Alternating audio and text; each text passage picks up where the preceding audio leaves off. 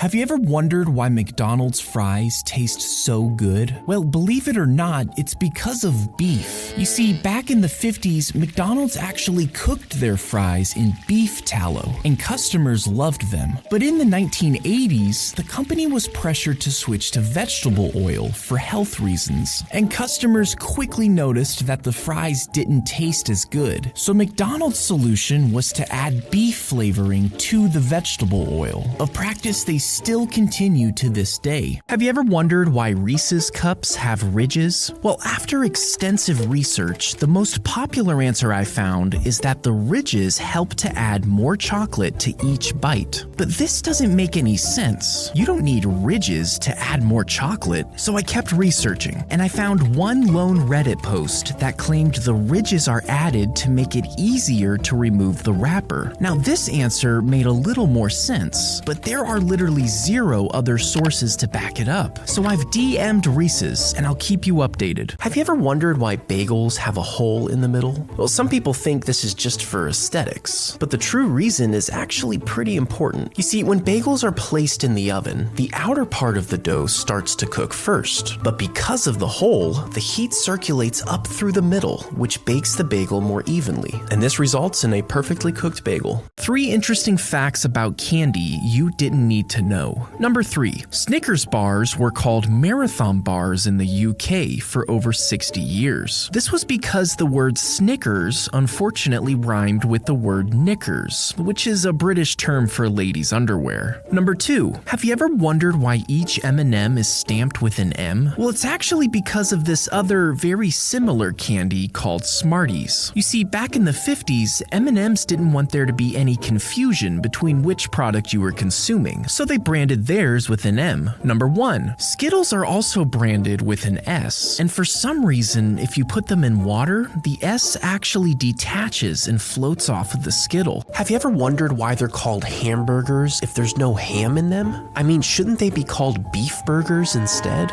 Well, believe it or not, the ham in hamburger has nothing to do with actual ham. Instead, it refers to the German city of Hamburg. You see, they cooked this dish over there called the Hamburg steak. And once this delicacy was introduced to America, well, we added cheese and slapped some buns on it. Have you ever noticed those color spots on food packaging? Well, there's a reason for them, and it's actually pretty important. Now, most people assume it's just some kind of alternate barcode for scanning, but that's actually not the case. You see, these color spots are called printer's blocks, and they ensure that the colors of the brand are consistent, whether you're in the US, Russia, or Japan.